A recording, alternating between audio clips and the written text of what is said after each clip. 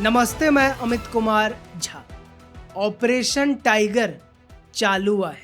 25 करोड़, 6 सांसद, उद्धव साफ। लेकिन इन बातों का मतलब क्या है ये तो बारी बारी से बताएंगे आगे। लेकिन 2014 के बाद बंगाल का ये जो चुनाव है, इसने पूरे देश की राजनीति को बदल कर रख दिया है। राजनीतिक परिदृश्य को ही बदल दिया है, क्योंकि जो एनडीए, जो बीजेपी 2024 के चुनाव के बाद विश्लेषकों के हिसाब से और विपक्ष के हिसाब से लग रहा था कि बड़ा कमजोर है सरकार, अब नहीं तो तब गिर जाएगी। सरकार क्या गिरेगी, 2/3 बहुमत तरफ बढ़ रहा है। जब बंगाल चुनाव चल रहा था तभी आम आदमी पार्टी टूटी। चुनाव के बाद टीएमसी अपने खात्मे पर है, 20 सांसद अलग हो गया, अपना एक अलग गुट बना लिया। समाजवादी पार्टी टूटने का खतरा बढ़ गया है, अब नहीं तो तब टूटना तो उसका भी तय है। लेकिन जिसका तय नहीं था वो उद्धव की शिवसेना, उसकी भी टूट शुरू हो गई है। एक टूट अभी से 4 साल पहले 20 जुलाई 2022 को शिंदे अलग हो गए थे तो अपना एक गुट बना लिया था, तो उसको मिल गया ओरिजिनल सिंबल, एक मशाल लेके उद्धव खड़े रह गए अपना यूबीटी लेके। लेकिन मरे हुए को कितना मारोगे, इसका भी ख्याल बीजेपी को नहीं रहा और उद्धव को पूरी तरह से खत्म करने का प्लान बना लिया है कि 9 सांसद जीत के आए हैं, उसमें से 6 सांसद निकल गए, अपना अलग गुट बना लिया है।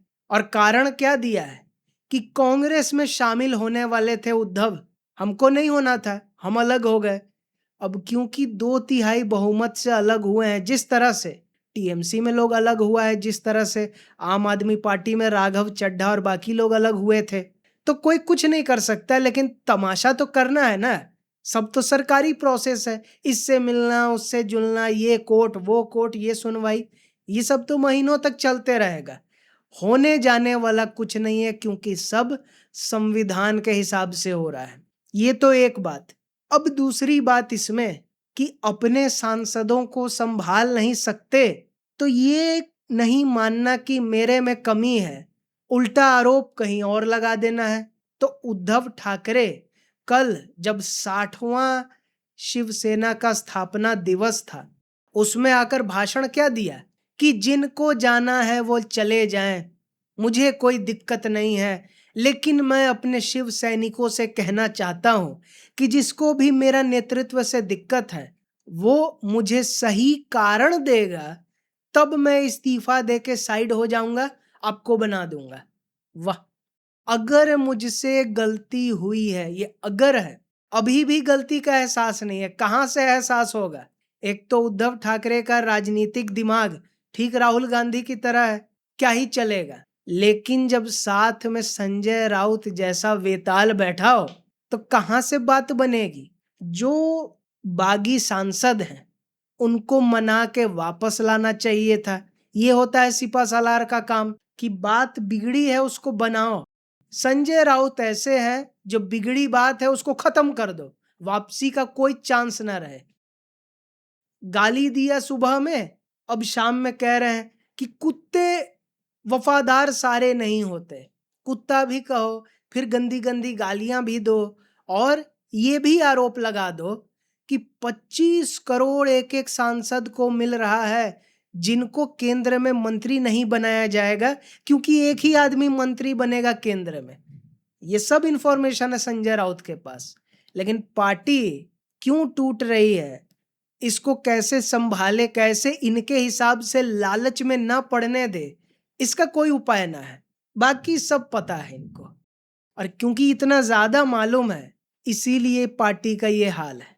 जब भी संजय राउत को देखते हैं तो यही लगता है कि मानो किसका ये एजेंट है, किसके तरफ से ये काम करता है पार्टी में, कि उद्धव को गलत सलाह दे दे के कि बीजेपी से अलग हो जाओ, मुख्यमंत्री बन जाओ, शरद पवार जी साथ में हैं, वहां से जो डाउनफॉल शुरू कराया और गत में पार्टी खत्म करने की ओर संजय राउत ही बढ़वा रहे हैं और उद्धव को कोई होश ही नहीं है।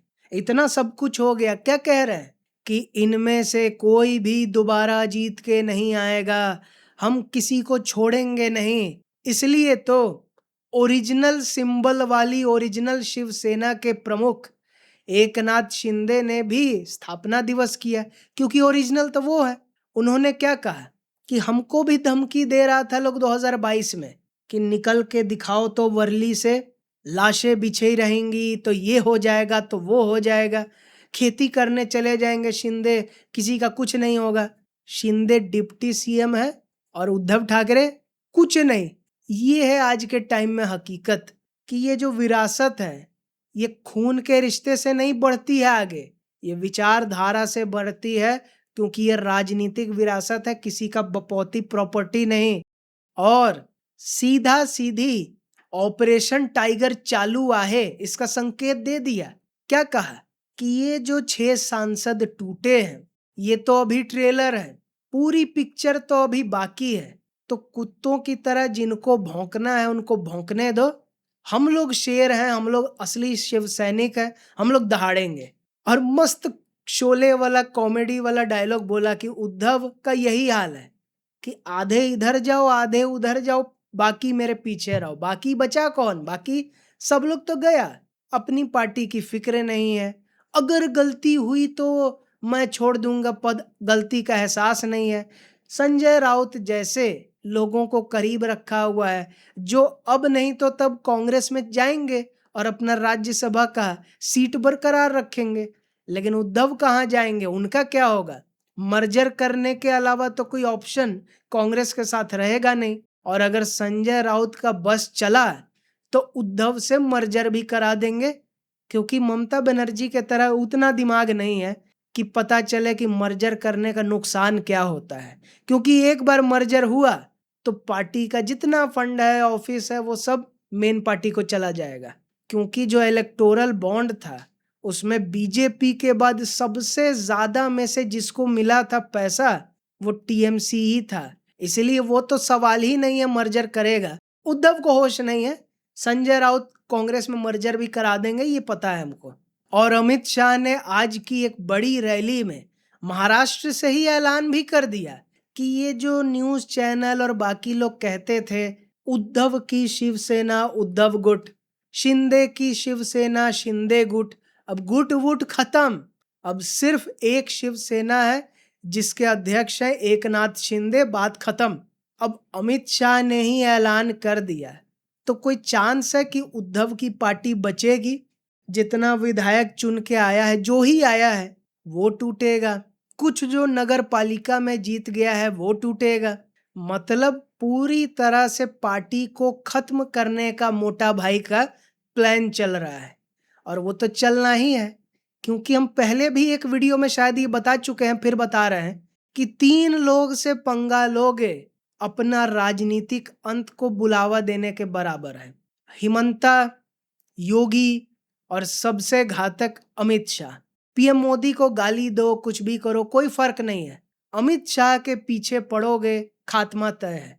ममता बनर्जी को समझ में आ रहा है, केजरीवाल को समझ में आ रहा है, लेकिन उद्धव और आदित्य ठाकरे को समझ में नहीं आया।